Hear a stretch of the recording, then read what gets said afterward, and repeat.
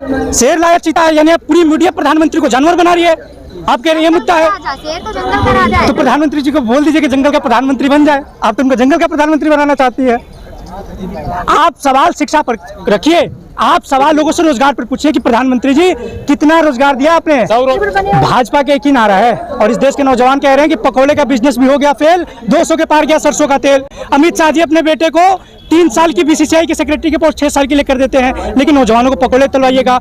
आप बताइए कि 45 साल में सबसे ज्यादा बेरोजगारी दर है इस देश के अंदर। हर युवा अगर पकोड़े तलेगा तो उस पकोड़े को खरीदेगा कौन? इस देश के आम आदमी की जेब में पैसे नहीं है पकोड़े खरीदने की, कौन पकोड़े खरीदेगा? काम करें, इसके पास ना नीति है ना नियत है। इस देश के लोगों ने कांग्रेस को क्यों हटाया था? क्योंकि कांग्रेस ने अच्छे काम नहीं किया, इसलिए भाजपा को लेकर के आए थे। तो आप भी कांग्रेस के रास्ते पर चलोगे तो आपको भी लोग उठा करके फेंक देंगे, आपको भी लोग हटा देंगे। आप सवाल ये करो कि 8 वर्षों में भारतीय जनता पार्टी ने क्या काम किया। वो भाजपा ने आप जैसे पत्रकारों को बांट दिया है कि जाओ राम मंदिर का प्रचार करो, धारा 370 का प्रचार करो, ताकि शिक्षा पर सवाल ना पूछा जाए, रोजगार पर सवाल ना पूछा जाए, इस देश के अंदर महिलाओं के अपमान पर सवाल ना पूछा जाए, उनको जिस प्रकार से प्रताड़ित किया जा रहा है उस पर सवाल ना पूछा जाए। देखिए, जिस प्रकार से उत्तराखंड में एक बेटी के साथ दुर्व्यवहार हुआ है, उस पर अत्याचार हुआ है, सिर्फ ये सवाल एक बेटी का नहीं बल्कि पूरी मानव समाज के साथ अत्याचार हुआ, पूरी मानव समाज की हत्या हुई है। कहीं ना कहीं दुर्भाग्यपूर्ण विषय है जिस प्रकार से उत्तराखंड के अंदर भाजपा नेता के बेटे के द्वारा इस प्रकार के अत्याचार किया गया। भारतीय जनता पार्टी की सरकार के आने के बाद जिस प्रकार से इस देश के अंदर महिलाओं पर, लड़कियों पर अत्याचार बढ़ रहा है, ये बहुत ही दुर्भाग्यपूर्ण विषय है। अभी जो इस साल एनसीआरबी की रिपोर्ट आई हो, उस रिपोर्ट में भी कहा कि इस देश में एक साल में 15.3% महिलाओं के साथ अत्याचार का जो रेट है उसमें वृद्धि हुई है। तो ये सवाल बहुत ही दुर्भाग्यपूर्ण है। इससे स्पष्ट होता है कि भारतीय जनता पार्टी की सरकार देश के सभी कोनों में महिलाओं के प्रति, लड़कियों के प्रति बिल्कुल भी गंभीर नहीं है और उनकी सुरक्षा को लेकर के बिल्कुल भी गंभीर। एनसीआरबी की रिपोर्ट उठा के देख लीजिए। अब जाकर के अमित शाह जी से पूछे कि एनसीआरबी की रिपोर्ट तो ये कह रही है, हम तो सवाल नहीं कह रहे हैं ना, हम तो रिपोर्ट के आधार पर कह रहे हैं कि 15.3% वृद्धि हुई है उनके साथ अत्याचारों में। तो सवाल हमारा नहीं है, अमित शाह जी से ये सवाल जाकर के पूछिए।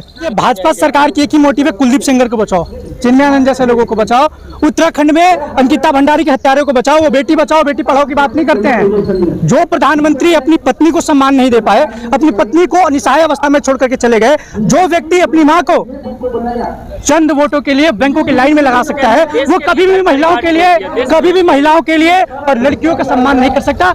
देखिए, निष्कासित करना परमानेंट सॉल्यूशन नहीं है। कुलदीप सेंगर के साथ क्या हुआ? बाद में कुलदीप सेंगर की पत्नी को उन्होंने टिकट दे दिया। आज मामला हाईलाइटेड है, कल फिर अब उनकी पत्नी को टिकट दे देंगे, उनकी पत्नी को ज्वाइनिंग करा देंगे। सवाल ये है कि आप कितनी कड़ी और कितना तगड़ा उनको पनिशमेंट देते हैं, सवाल इस बात का है। लेकिन भारतीय जनता पार्टी की सरकार महिलाओं पर, लड़कियों के सुरक्षा के विषय में पूरी तरह से विफल होगी। लेकिन अभियान चला रहे, बेटी बचाओ बेटी पढ़ाओ। मैंने आपसे कहा कुलदीप सेंगर को बचाओ उनका अभियान है, चिन्मयानंद को बचाओ उनका अभियान है, उत्तराखंड में अंकिता भंडारी के हत्यारों को बचाना उनका अभियान है। इस देश के बेटियों को बचाना उनका अभियान नहीं है, इस देश के महिलाओं को बचाना उनका अभियान नहीं है। जो बात है भारतीय जनता पार्टी की, सभी लोग यही कहते हैं कि हमारी पार्टी में संत, लेकिन उदाहरण देखिए ना कुलदीप सेंगर की।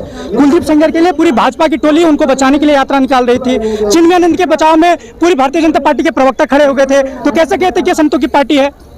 भारतीय जनता पार्टी पूरी तरह से महिलाओं और लड़कियों की सुरक्षा के विषय पर विफल हुई है, इस बात को मानना पड़ेगा। गुजरात में बिल्किस बानो के बलात्कारियों को रिहा कर दिया जाता है, उनका सम्मान किया जाता है। देखिए, बिल्कुल दुर्भाग्यपूर्ण विषय है। मैं तो कह रहा हूँ किसी भी महिलाओं के साथ अत्याचार करना दुर्भाग्यपूर्ण विषय है और उनके साथ अन्याय करना बिल्कुल गलत है। मोदी जी को 15 अगस्त में देखा होगा, महिलाओं की बात करते करते भावुक हो गए।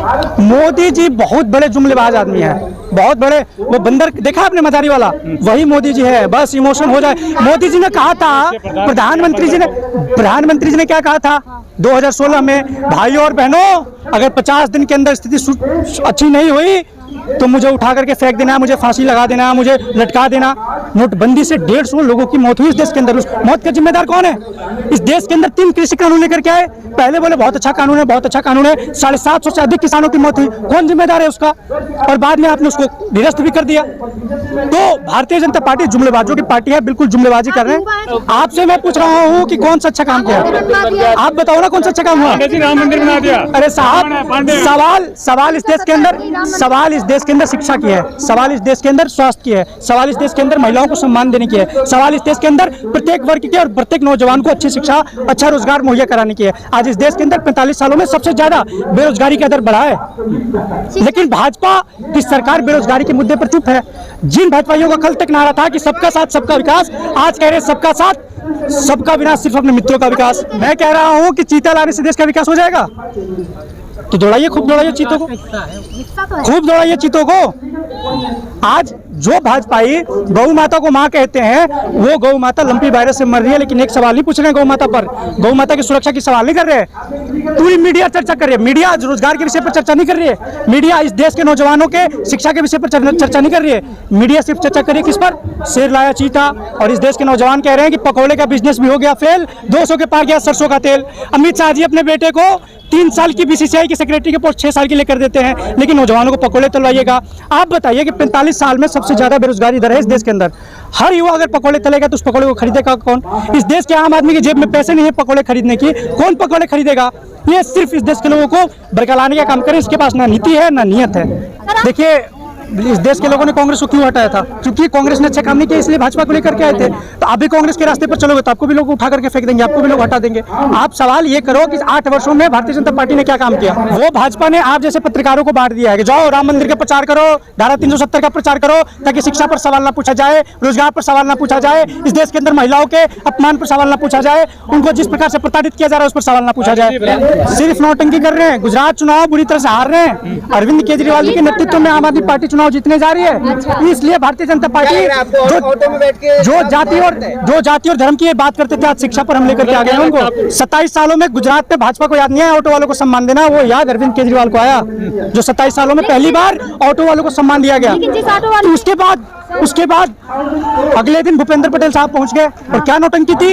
एक आम आदमी के घर जाने से रोक रही थी Bharatiya Janata party. Bhajpa IT cell तो कुछ भी, वो दिन को रात और रात को दिन बना सकते हैं। ऑटो में बैठ के कहा जब सुरक्षा की बात आई, प्रोटोकॉल के हवाला दिया प्रशासन ने, तो उन्होंने कहा था कि सुरक्षा में मुझे घुटन होती है। ये अरविंद केजरीवाल जी ने नहीं कहा। आप जाकर के पहले बयान को सुनिए, आप बयान को ध्यान से सुनिए। अरविंद केजरीवाल जी ने कहा कि ऐसी सुरक्षा की मुझे कोई जरूरत नहीं है जो सुरक्षा मुझे आम आदमी के बीच में जाने से रोके। अरविंद केजरीवाल जी ने कहा, अरविंद केजरीवाल जी ने थोड़ी कहा कि मुझे सुरक्षा मत दीजिए, उन्होंने कहा कि सुरक्षा दीजिए। वहाँ के सुरक्षा वालों ने क्या कहा? तो आपको क्या लगता है कि सुनिए पहले मेरी बात, केजरीवाल चेहरा है? आप मेरी बात सुनिए। उन्होंने क्या कहा? सुरक्षा वालों ने क्या कहा कि आप एक ऑटो वाले के घर जाएंगे तो आपकी सुरक्षा को खतरा है। अरविंद केजरीवाल जी ने कहा कि इन ऑटो वालों को सम्मान देने में जाऊंगा, मेरी सुरक्षा को भले कुछ भी हो जाए। और जैसे आपने सवाल पूछा कि क्या अरविंद केजरीवाल जी मोदी जी के सामने विकल्प है, गुजरात की जनता विकल्प मान रही है अरविंद केजरीवाल जी को मोदी जी के सामने। जिस तरह से पंजाब के लोगों ने मोहर लगाया है और अब गुजरात में झाड़ू चलने वाली है, इससे स्पष्ट है कि मोदी जी के सामने अरविंद केजरीवाल जी चेहरा है।